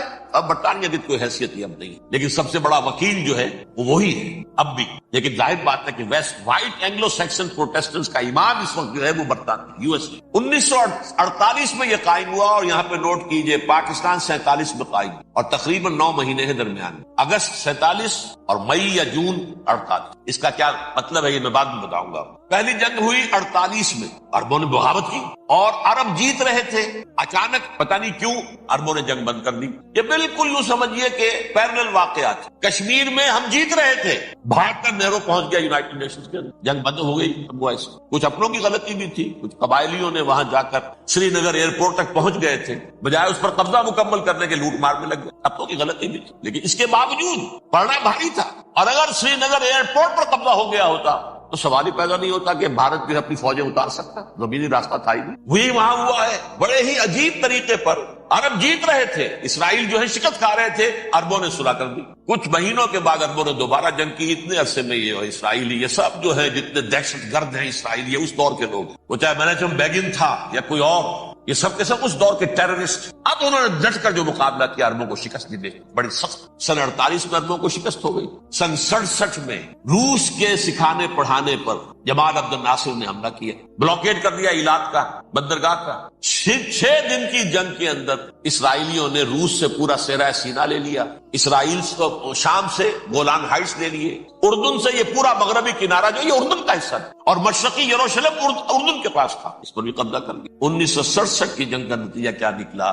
یروشلم پورا کا پورا یہودیوں کے قبضے میں چلا گیا، جو 1948 میں آدھا کر دیا گیا تھا۔ ویسٹرن یروشلم یہ یہودیوں کے پاس، ایسٹرن یروشلم مسلمانوں کے پاس، اور مشرقی یروشلم ہی میں مسجد اقصی ہے اور قبۃ الصخرہ، وہ مسلمانوں کی تحویل میں تھی۔ اردن کا قبضہ مسلمانوں کی تحویل، لیکن اب 67 میں پورا یروشلم ان کے قبضے میں آ گیا۔ پھر بہرحال مصر نے ایک کوشش کی بدلہ لینے کی سن 73 کی جنگ میں، اور اس میں کوئی شک نہیں بڑی شجاعت کا مظاہرہ کیا۔ رمضان وار آف 1973 بارلیو لائن کراس کر دی، جسے وہ سمجھتے تھے کہ کوئی طاقت دنیا کی ہمارے اس دفاعی جو ہے لائن اس کو کراس کر نہیں سکتی۔ لیکن پھر جب امریکہ اپنی پوری طاقت لے کر میدان میں آ گیا ہے تو ظاہر بات ہے کہ مصر کی حیثیت امریکہ کے مقابلے میں۔ یہ ہے میں نے جو مختصر سی تاریخ آپ کے سامنے رکھی۔ اب جو اصل مسئلہ ہے سمجھ، یہ سین کیا ہے، منظر کیا ہے۔ یہ پہلو وہ ہیں بہت سے کہ جو شاید بہت سے حضرات کی نگاہوں میں نہ ہو، باقی تو یہ تاریخ کے واقعات ہیں، اکثر لوگوں کے علم میں ہوں۔ یہودیوں میں بھی ایک بڑی شدید اندرونی کشاکش ہے، جیسے مسلمانوں میں کچھ مسلمان وہ ہیں جو نماز روزے کی پابندی کرتے ہیں، دین سے انہیں تعلق ہے، کچھ وہ ہیں جس میں نہ نماز نہ روزہ نہ کچھ، نام تو ان کے ہیں، محمد حسین ہے، غلام علی ہیں تو صحیح، سیکولر ذہن ہے، مادی پرستی ہے کہ نہیں؟ ایسا ہی ان کے ہاں۔ اصل یہودی جو ہے، عملی یہودی، اس کی شکل آپ نے اگر کبھی دیکھی ہو، اس کے سر کے اوپر اونچا ہیٹ ہوتا ہے کالا، ان کی زلفیں لمبی لمبی ہوتی، خاص طور پر یہ جو ہے گلپٹی کے بال، یہ قلمے جو ہیں یہ تو لا کے چھلے بنا کر بڑا خوبصورت سا جو ہے وہ ہار بناتے ہیں، لمبا کالا کوٹ پہنا، لمبی داڑھی ہوتی۔ یہی وجہ ہے کہ مسلمانوں میں بھی مصر میں جس کی لمبی داڑھی ہوتی تھی، اب کچھ حالات بدل گئے، سمجھتے تھے یہ یہودی ہے، لیکن لمبی داڑھی یہودی رکھتا تھا، مسلمان نہیں۔ مسلمان تو عرب صرف ٹوکن داڑھی رکھتے ہیں یا شیو کرتے ہیں، یا سعودیوں کی طرح صرف کوئی نشان چھوڑتے ہیں، اللہ اللہ خیر۔ لمبی داڑھی شعار جو ہے یہودیوں کا۔ ایک انتہا پر تو یہ ہے، دوسری انتہا پر وہ ہیں جنہیں کسی شے سے غرض نہیں، شراب بھی پیتے ہیں، سب کچھ ہے، سور بھی کھاتے ہیں یہودی، بینکرز ہیں، بڑے بڑے سائنسدان ہیں، سب کچھ ہیں، وہ زیادہ تر جو ہیں سیکولر ہیں۔ کچھ بیچ بیچ میں بھی، جیسے یہ ایریل شیرون ہے، ویسے شیوڈ ہے، داڑھی تو نہیں ہے اس کے، لیکن سر پہ وہ ضرور وہ جو ہے اس کی جو ٹوپی سی آپ کو رکھی نظر آ جائے۔ یہ ہے درمیانی یہودی ہونے کا نشان، کہ ایک شعار انہوں نے اپنا جو ہے برقرار رکھا ہوا، وہ ایک ٹوپی چپکی ہوئی سی ہوتی ہے، وہ ٹوپی کیا ہوتی ہے پتہ نہیں، کیسے چکی رہتی ہے مجھے نہیں معلوم۔ یہ جو کشمکش ہے اس میں، جو زیادہ رائٹسٹ اور لیفٹسٹ کی کہہ لیجیے، سیکولر اور مذہبی لوگوں کی کشمکش ہے، ان کے درمیان ایک کشاکش جو ہے اس کو سمجھ لیجیے کہ وہ کیا ہے۔ ایک چیز تو ان دونوں کے درمیان قدر مشترک ہے، پوری دنیا کی مالیات پر ہم تسلط کریں گے، قبضہ کریں گے، ڈومینیٹ کریں گے، لوگوں کو ہم بنا کر رکھ دیں گے حیوان، ملٹی نیشنل کمپنیاں ہوں گی، انہی کا راج ہوگا، انہی کی حکومتیں ہوں گی، انڈسٹری انہی کے ہاتھ میں ہوگی، لوگ یا مزدوروں کی حیثیت سے کام کریں گے یا تھوڑے سے مینیجرز ان میں سے بھی ہم لے کر کچھ تنخواہیں ان کو بھی دے دیں گے، باقی سود کے ذریعے سے ملائی ہم کھینچتے رہیں گے، مکھن ہمارے پاس آتا رہے گا۔ ورلڈ ڈومینیشن، اکنامک ڈومینیشن، یہ تو دونوں کے نزدیک متفق ہے، سیکولر بھی چاہتے ہیں اور جو مذہبی یہودی وہ بھی چاہتے ہیں۔ اس کے بعد ایک اختلاف ہے، مذہبی یہودی یہ کہتا ہے ہمیں گریٹر اسرائیل بنانا ہے، اور گریٹر اسرائیل وہ سارے علاقے ہیں جو ان کی تاریخ میں اسرائیل سلطنت کا حصہ رہے۔ حضرت یوسف کے زمانے میں یہودی جا کر آباد ہوئے مصر میں، جو ڈیلٹا کا علاقہ ہے، زرخیز ترین علاقہ جو ہے جوشن کا علاقہ، وہ کہتے ہیں وہ ہمارا ہے، کئی سو برس ہمارے ہیں، صحرائے سینا ہمارا ہے، اس میں کوہ طور ہے جس پہ حضرت موسیٰ کا ہم کلام ہوئے اللہ سے، تورات ملی، اس میں 40 برس تک ہم بھٹکتے پھرے ہیں، صحرائے تی ہے یہ یتیہون فی الارض 40 سنہ، پھر فلسطین تو خیر ہماری جدی پشتی جائیداد ہے، جاگیر ہے، پھر یہ عرب جو ہے یہ بھی مدینے تک ہمارا ہے، مدینے سمیت ہمارے قبیلے وہاں تھے جہاں سے نکالا مسلمانوں نے، پورا عراق ہمارا ہے، پورا شام ہمارا ہے، اور ترکی کا بھی ایک علاقہ ہے ابتدائی مشرقی جنوبی، وہ بھی ہمارا ہے۔ یہ ہے گریٹر اسرائیل کا، یہ ہم نے بنا، جبکہ جو سیکولر ذہن کے لوگ کہتے ہیں کیا کرو گے اس کو بنا کے، اس میں جو عرب ہیں وہ تم سے لڑتے رہیں گے، تم انہیں مارو گے وہ تمہیں ماریں گے، اگر تم 10 مارو گے تو ایک تو وہ بھی ماریں گے نا تمہارا، ٹھیک ہے، فائدہ کیا ہے؟ اس کی بجائے ہم یہ کرتے ہیں کہ عرب اور اسرائیل مل کر، کزنز ہیں نا آپس میں، آپ کو معلوم ہے بل کلنٹن نے یہ الفاظ کہے تھے جب اسحاق ریبن سے معانقہ کرایا تھا شاہ حسین مرحوم کا، تو کیا کہا؟ You are cousins. حضرت ابراہیم کے 2 بیٹوں سے نسل ہے نا، حضرت اسماعیل سے عرب ہے، حضور ہے، اور حضرت اسحاق سے یہ بنی اسرائیل کزنز ہے، یو آر کزنز۔ تو ہم کزنز مل کر ایک اکنامک یونٹ بناتے ہیں، جیسے ایشیا پیسیفک ایک یونٹ بن گیا ہے، آسیان ایک یونٹ بن گیا ہے، وغیرہ وغیرہ، پورا یورپ ایک یونٹ بن گیا ہے، ایک کرنسی بن گئی ہے.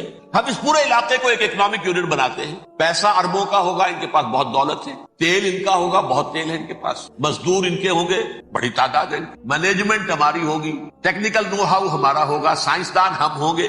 ملائی ہم کھاتے رہیں گے, چھاچھ ان کو دیتے. تو ہمیں آم کھانے ہیں, پیڑ گننے کی کیا ضرورت ہے؟ خامخواہ ان کی دشمنی بول لیں, زیادہ دشمنی بڑھائیں. یہ اس چھوٹے سے اسرائیل کو تسلیم نہیں کرتے, اب گریٹر اسرائیل کو کیسے تسلیم کر لیں گے یہ؟ لہذا اس خیال کو دل سے نکالیں. یہ اختلاف ہو گیا نمبر ایک, بہت بڑا اختلاف. لیکن نمبر دو, اس اختلاف میں اتفاق یہ پیدا کیا گیا. یہاں ایک بات ہم آپ کی مانتے ہیں, ہم کسی بھی پیس پروسیس میں یروشلم نہیں دیں گے ان کو ارب. یہ انڈیوائیڈڈ دارالخلافہ رہے گا اسرائیل. اور نمبر دو, مسجد اقصی اور قبۃ الصخرہ کو گرا کر تھرڈ ٹیمپل بنائیں گے. یہ مذہبی یہودیوں کو اتنی رشوت اگر وہ نہ دیں تو وہ ان کے ساتھ کام کرنے کو تیار ہی نہیں. یہ پورا پس منظر سمجھ لیجئے. اصل میں بٹوین دی لائنز سمجھے بغیر یہ خبریں جو آپ پڑھتے ہیں. ادھر امریکہ کا معاملہ کیا ہے؟ ایک طرف وہ پشت پناہ ہے, حمایتی ہے, پروٹیکٹر ہے, وہ حافظ ہے اسرائیل کا. اسرائیل امریکہ ہی کی آؤٹ پوسٹ سمجھ لیجئے, اسی کی ایک ریاست سمجھ لیجئے. لیکن اس کے ساتھ ہی وہ اپنے جو دنیاوی عالمی مصلحتیں ہیں, اتنی بڑی قوم عرب کی جو ہے اسے بھی دشمن کو نہیں بنانا چاہتا. اور میں بھی ماڈریٹس کو چاہتا ہے کہ رہے ماڈریٹس, یہ جو ہماری جیب میں ہے, حسنی مبارک ہو, شاہ فہد ہو, جو ہماری جیب میں ہے. ورنہ یہ کہ وہاں پر اگر زیادہ ریڈیکل لوگ آ گئے تو ہمارا ویسے ہی بیڑا غرق ہوگا. لہذا وہ جبر کرتے رہے ان پر کہ صلح کرو کوئی نہ کوئی. یہ صلح کے لیے دباؤ امریکہ کا ہے, اسرائیل نہیں چاہتا صلح, دباؤ ہے امریکہ کا. اب میں آپ کو یاد دلاتا ہوں, خلیج کی جنگ ختم ہوئی, بش, یہ باپ اس کا جو اب ہے بش, اس کا بڑا بش جو سینئر, اس کی پاپولیرٹی ریشو جو ہے 89% تھی اس وقت امریکہ کے اندر. اس نے اتنی بڑی جنگ فتح کی تھی اور چند امریکی مرے صرف. لیکن اس نے ایک موقف اختیار کیا یہود کے خلاف. $10 بلین منظور ہو چکے تھے, اسرائیل کو دیے جانے تھے نئے سیٹلمنٹس بنانے کے لیے. اسرائیل اس نے کہا یہ رقم میں ایشو نہیں کروں گا جب تک پیس پروسیس شروع نہیں کرتی. یہ دباؤ تھا جس کے آگے گھٹنے ٹیکنے پڑے $10 بلین کے لیے. لیکن اس کا بدلہ یہ چکایا کہ الیکشن میں ہرا دیا اسے. حالانکہ وہ ہیرو, فاتح, خلیج کی جنگ کا فاتح, 89% ریٹنگ, الیکشن میں زیرو. دباؤ تھا. اسی طرح بل کلنٹن کا دباؤ رہا, کسی طرح صلح کرو, کسی طرح صلح کرو, کسی طرح صلح کرو. اور اس معاملے میں یہ تسلیم کرتا ہوں, اس معاملے میں اس نے واقعتاً ایڑی چوٹی کا دور ہے. اور یہ بھی تسلیم کرتا ہوں کہ اس کے دباؤ میں آ کر ایہود باراک جہاں تک چلا گیا تھا, اب کوئی نہیں جا سکتا. وہ آفر نہیں دے مل سکتی اب دوبارہ فلسطینی. یہ بھی میں بھول گیا آپ کو بتانا. یہ جب پروسیس شروع ہوا ہے جس کا نام تھا لینڈ فار پیس, اصول کیا دیا تھا امریکہ نے کہ دیکھو اسرائیلیوں, یہودیوں, تم نے سن 67 میں جو زمینیں ان سے چھینی تھی, جو علاقے, یہ ان کو واپس کر دو اور ان سے صلح کر لو, یہ سب تمہیں ریکگنائز کر لیں گے, جنگ ختم ہو جائے. صحرائے سینا دے دو, مصر تم سے صلح کر لے گا. وہ ہو گیا, انور سادات نے صلح کر لی, ریکگنائز کر لیا, صحرائے سینا واپس آ گیا. عربوں نے اسے اپنی فولڈ سے نکال دیا, عرب لیگ سے نکال دیا. شام بھی تیار رہا ہے لیکن پورا گولان ہائٹ مانگتا ہے. وہ ابھی جو پچھلے دنوں کلنٹن کے آخری دور میں گفتگو ہوئی تھی, اس نے کہا جتنا تم نے ہم سے علاقہ چھینا تھا سارا واپس کرو تو ہم کر لیں گے ریکگنائز. اس میں سے کچھ ایسا اسٹریٹجک امپورٹنس کا علاقہ ہے وہ یہودی کسی طور پر دینے کو تیار نہیں, لہذا صلح نہیں ہو سکتی. شرق اردن سے جو علاقہ لیا تھا وہ ٹھیک ہے, وہ رکھو, اس کے اندر فلسطینی ریاست بنا دو. یہ علاقہ جو ہے فلسطینیوں کی میجورٹی ہے اس میں, تو اس کو فلسطینی ریاست بنا لو. ایک ریاست ودن ریاست ہو جائے گی, اسرائیل ریاست, فلسطینی ریاست. یہ ہیں 3 مین پوائنٹس. چوتھی بات پہ آ کر روک دیتے تھے کہ یہ پھر بعد میں سوچیں گے یروشلم کا مستقبل کیا ہوگا, یہ موسٹ سینسٹیو ایشو جو ہے یہ بعد میں سوچیں. اب جب یہ پیس ٹاک شروع ہوئے تو یاد ہے اسحاق ریبین تھا, اسے کس نے قتل کیا؟ یہودی نوجوان. یہ تم کیسے دے رہے ہو زمینیں, ہمیں تو اور لینی ہے. تم نے صحرائے سینا واپس کر دیا, ہمیں تو جشن کا پورا علاقہ لینا, مصر کا سارا فرٹائل ایریا جو ہے وہ لینا ہے اس سے. تم گولان ہائٹس دے رہے, ہمیں پورا شام لینا ہے. لہٰذا تم کیسے لینڈ فار پیس, پیس اور نو پیس, نو لینڈ, زمین ہم واپس نہیں, ہمیں تو اور لینی. کس نے قتل کیا؟ یہودی نے, فلسطینی تو قتل نہیں. ایہود باراک کی بات میں آپ کو بتا رہا ہوں, یہ یہاں تک چلا گیا تھا کہ اسرائیلی ریاست بھی ہم مان, فلسطینی ریاست بھی مان, یروشلم بھی, مشرقی یروشلم دے دیں گے, تمہارا اقتدار ہو. البتہ یہ جو احاطہ ہے جس میں جنوب میں مسجد اقصی ہے اور ذرا شمال کی طرف ہے قبۃ الصخرہ. قبۃ الصخرہ آپ جانتے ہیں, جب بھی ٹیلی ویژن پر یروشلم سے کوئی خبر آ رہی ہوتی ہے پیچھے وہ بڑا سا مینار, وہ گنبد نظر آتا ہے سنہرا. یہ وہ جگہ ہے چٹان, ٹیمپل ماؤنٹ. یہ پہاڑی تھی پہلے, جیسے کوہ صفا, کوہ مروہ اب کیا رہ گئی, کبھی پہاڑیاں تھی. کوہ صفا کے اوپر چڑھ کر حضور نے نعرہ لگایا تھا وا صباحا. اب کیا ہے وہ کوہ صفا بیچارہ, وہ تو ایک چھوٹی سی علامت ہے, کوئی پہاڑیاں سے دکھائی دیتی, اس کے اوپر بھی گنبد ہے. اسی طرح ٹیمپل ماؤنٹ ہے وہ جہاں پر کہ ہیکل سلیمانی تھا, اور وہ گرا دیا تھا رومیوں نے, مسلمانوں نے تو نہیں گرایا.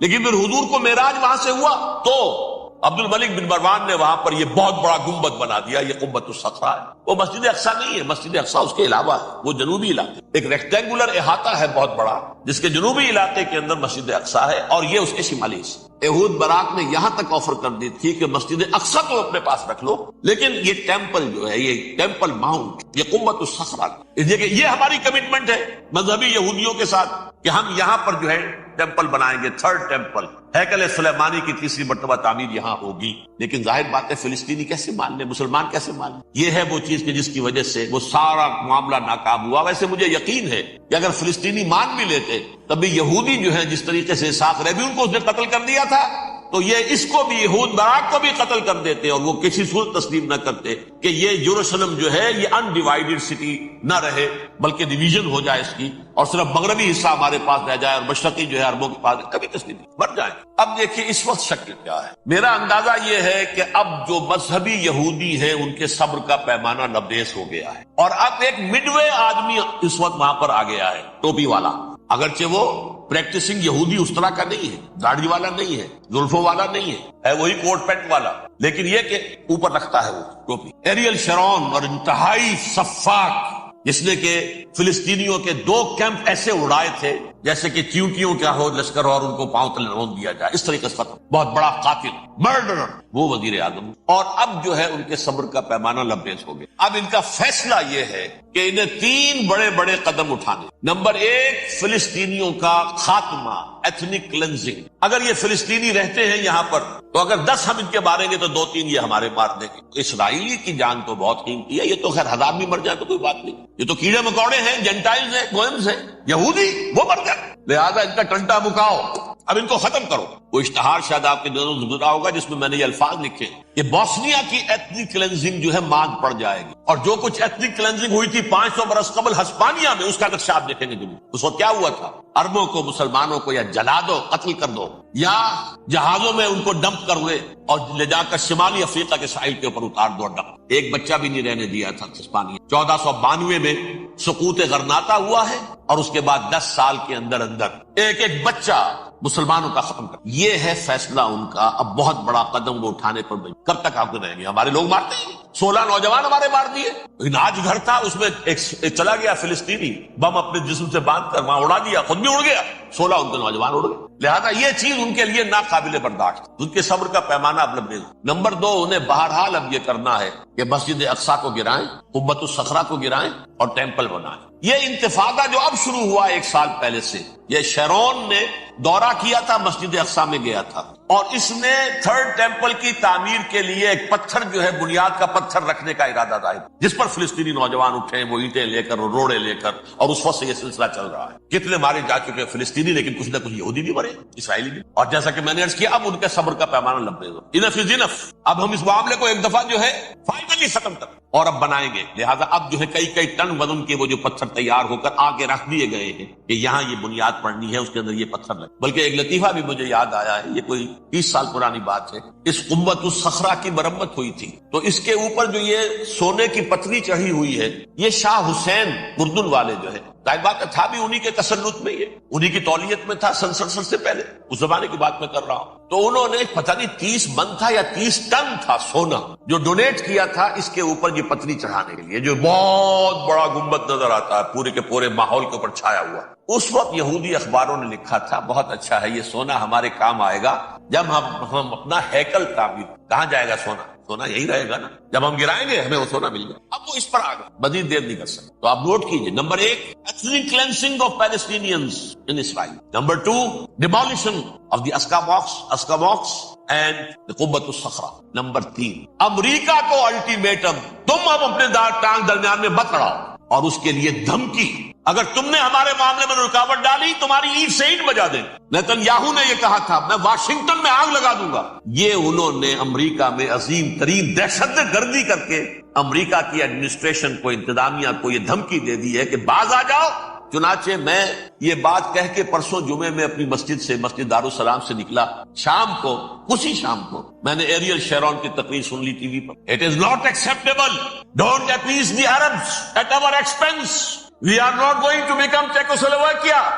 We have to depend on ourselves only and rely on ourselves only. کیا مطلب ہے اس کا؟ کس کو سنا رہا ہے؟ امریکہ بہادر، ہم تمہارے محتاج نہیں ہیں، ہم تمہارے ٹکڑے اڑا دیں گے، تیسرے کر دیں گے تمہارے، تم بیچ میں آؤ تو صحیح ہم، اور دیکھ لو ایک نشانی ہم تمہیں دکھا دیں۔ مجھے 100% یقین ہے یہ پورا ہسٹوریکل پروسیس، اور جس جگہ یہ پہنچ گیا ہے، جس کریٹیکل پوائنٹ تک یہ پہنچ چکا ہے، یہ جو بھی حملہ ہوا ہے ورلڈ ٹریڈ سینٹر پر اور پینٹاگون پر، یہ اسرائیل کا کام ہے۔ اسرائیل سے کم تر کسی ادارے کے لیے ممکن ہی نہیں، اس لیے کہ اسرائیل کے ایجنٹ امریکہ کے پورے نظام کے اندر جو ہے گھسے ہوئے موجود ہر جگہ پر، جیسے سرطان کا پھوڑا ہوتا ہے پورے جسم میں وہ اپنی جڑیں جما لیتا ہے، ایسا ہے پوری ایڈمنسٹریشن، پوری اکانومی، تمام ذرائع ابلاغ، پرنٹڈ میٹر ہو یا یہ کہ الیکٹرانک میڈیا، سب ان کے قبضے میں، ڈیفنس کا سارا معاملہ ان کے قبضے میں ہے۔ کوئی اور طاقت یہ کر ہی نہیں سکتی۔ امریکہ، اس کے سیکیورٹی کے معاملات تہ در تہ، دائرہ اندر دائرہ، اس دائرے تک 100 میل تک کوئی جہاز آ جائے گا اگر کہیں، جو کہ ان آئیڈینٹیفائی ہو تو یہ ہو جائے گا، اس سے آگے آگے تو یہ ہو جائے گا، اس سے آگے، اور وہ آ رہا ہے، چلا آ رہا ہے، پینٹاگون پر آ گیا ہے، اور 1 گھنٹے بعد آیا ہے۔ پہلی اسٹرائک جو ہوئی ہے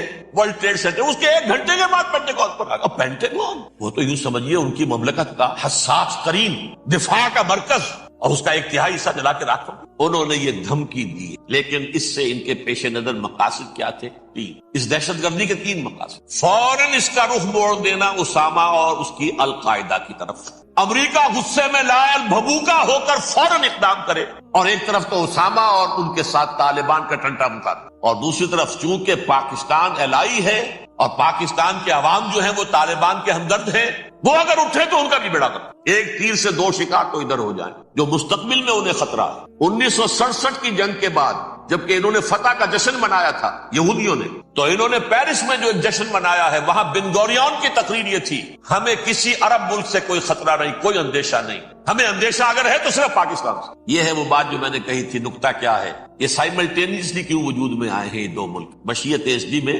پاکستان کا رول یہ ہے، حدیث میں آتا ہے ما انزل اللہ من دائن الا انزل لہ دوان، اللہ نے کوئی بیماری ایسی نہیں اتاری اس کا کہ توڑ اور دوا پیدا نہ کی۔ اسرائیل کا توڑ پہلے پیدا کی، جیسے بچے کی ولادت بعد میں ہوتی ہے، ماں کی چھاتیوں میں دودھ پہلے پیدا ہو جاتا ہے، یہ اللہ کی فطرت ہے، اللہ کا طریقہ۔ خطرہ انہیں ہے تو ہم سے ہے، اگر کوئی خطر مجھ کو تو اس امت سے، اس کی خاکستر میں ہے اب تک شرار آرزو۔ یہاں کے عوام، حکومت تو ٹھیک ہے ہماری جیب میں آ گئی، عوام کے اندر ہے، یہ بھڑک سکتی ہے چنگاری۔ یہی وجہ ہے بار بار ان کا کہ ہم زیادہ دباؤ نہیں ڈالنا چاہتے پاکستان پر، ہمارا بہت بڑا الائی ہے، ہم بہت پیسے بھی دے دیں گے، یہ بھی کر دیں گے، وہ بھی کر دیں گے، لیکن ہم زیادہ دباؤ نہیں ڈالنا چاہتے، ڈی اسٹیبلائز نہ ہو جائے، یہاں کے عوام کہیں کھڑے نہ ہو جائے، لہٰذا حملہ یہاں سے نہیں، وہ ازبکستان سے کرانے کی باتیں ہو رہی۔ اندر خانے پوری سپورٹ ہے، لیکن یہ کم سے کم ظاہر نہیں ہونے دیں گے کہ کیا کچھ ہو رہا، تاکہ یہاں کے عوام کے اندر وہ چنگاری جو ہے اس بارود کے اندر پڑ گئی تو یہ شاید ڈی اسٹیبلائز ہو جائے۔ لیکن ڈی اسٹیبلائز ہونے میں جہاں اس کا خطرہ ہے کہ پرویز مشرف کی حکومت ختم ہو جائے، وہاں اس کا بھی خطرہ ہے کہ پاکستان ختم ہو جائے۔ ڈی اسٹیبلائز ہونے کا مطلب کیا ہے؟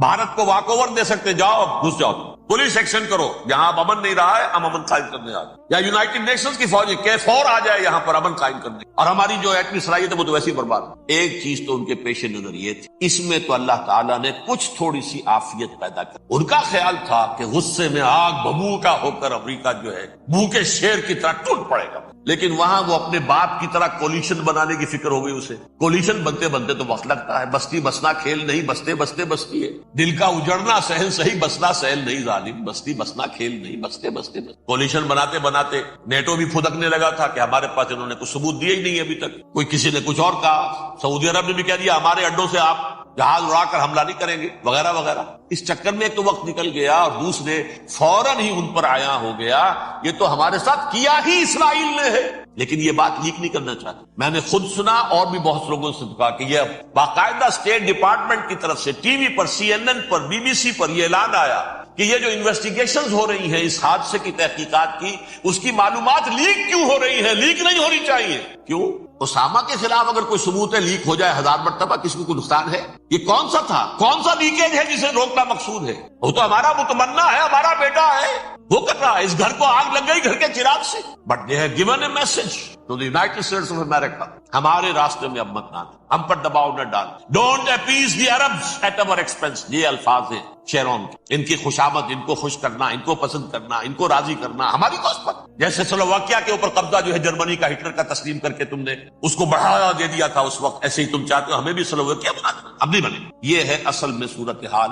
جیسا کہ میں نے عرض کیا، افغانستان پر اب یہ جیسے کھسیانی بلی ہوتی ہے کھمبا نوش کی، کریں گے تو صحیح حملہ. یہ جگہ اتنی تیاری پوری دنیا کے اندر کر کے کچھ نہ کچھ تو کریں گے، کچھ نہ کچھ تو کارکردگی دکھائیں گے. اصل میں وہ زور شور اب ان میں نہیں ہے افغانستان کے بارے میں، بلکہ تاریخ میں ایک مرتبہ پھر وہی بات ہو گئی ہے. کلما اوقدوا نارا للحرب اطفاء اللہ تعالیٰ نے کم سے کم اس کی تندی کو کم کر، اس آگ کی بھڑک اور تندی جو ہے انشاءاللہ کم ہو جائے. البتہ افغانستان میں کیا ہوگا یہ میں نہیں کہہ سکتا. ان ادری قریب ام بعید ما توعدون، جیسے کہ قرآن مجید میں حضور سے کہلوایا گیا، میں یہ نہیں جانتا جس چیز کا وعدہ تم سے کیا جا رہا ہے وہ قریب ہے یا دور ہے. وَإِنْ أَدْرِي لَعَلَّهُ فِتْنَةٌ لَكُمْ وَمَتَاعٌ إِلَىٰ حِينٍ، میں نہیں جانتا، ہو سکتا ہے ابھی اللہ تعالیٰ تمہیں کوئی مہلت دے اور کچھ وقت کے لیے تمہاری رسی دراز کر اور ابھی عذاب کو ٹال دے. جب حضور سے یہ کہلوایا جا رہا ہے ان ادری، یہاں تک بھی کہلوا دیا گیا وَمَا أَدْرِي مَا يُفْعَلُ بِي وَمَا بِكُمْ، مجھے نہیں معلوم میرے ساتھ کیا کیا جائے گا، تمہارے ساتھ کیا کیا جائے گا. تمہارا کون دعوے سے کہہ سکتا ہے کہ یہ ہوگا؟ تباہی بھی آ سکتی، کوئی بڑا سیٹ بیک بھی آ سکتا ہے، اپس اینڈ ڈاؤنز ہوتے ہیں. احیاء اسلام کا پروسیس چل رہا ہے،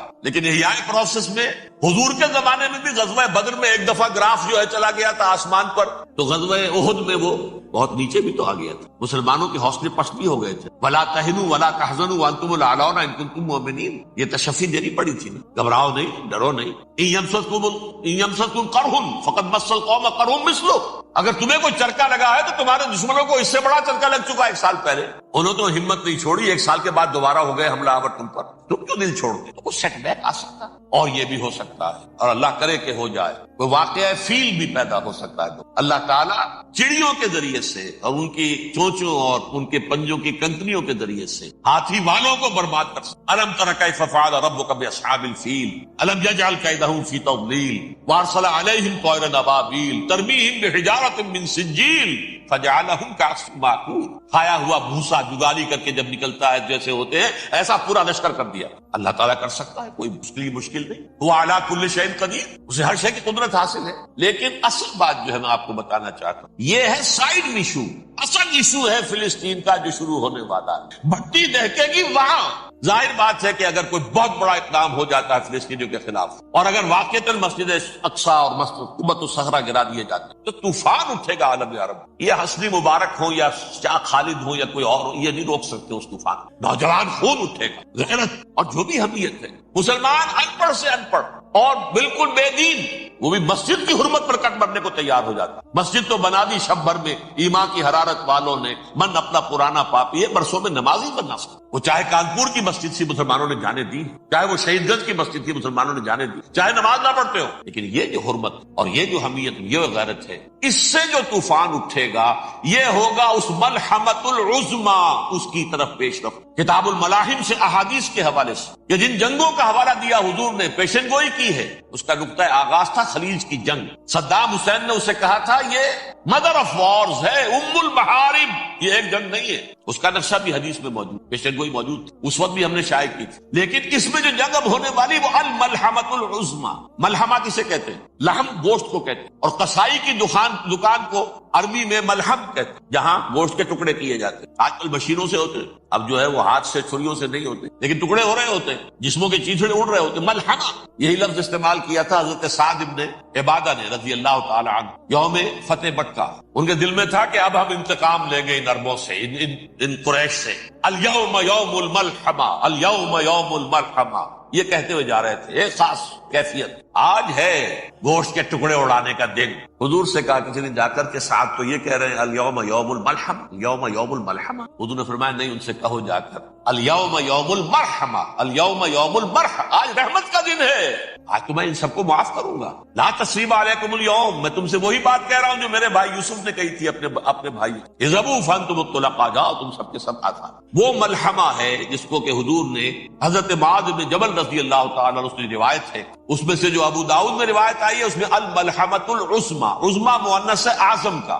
آپ کہتے ہیں جنگ عظیم اول، جنگ عظیم دوم، عظیم کا باپ ہو گیا اعظم، سب سے بڑا، اور اس کا مؤنث ہے سب سے بڑی، عظما.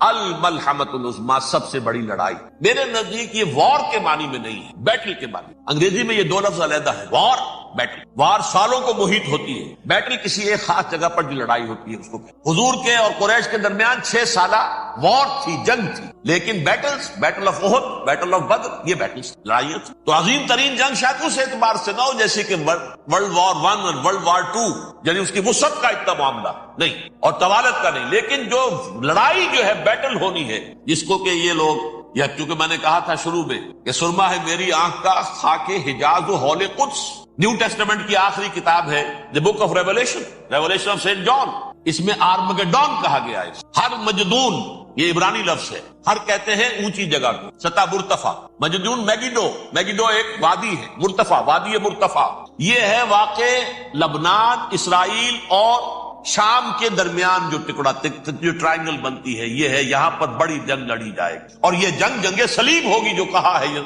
بش نے، یہ جنگ صلیب۔ سیکنڈ ملینیم شروع ہوئی تھی تو پہلی صلیبی جنگ ہوئی تھی، تھرڈ ملینیم شروع ہوا ہے، یہ سیکنڈ صلیبی جنگ ہے، یہ کروسیڈ۔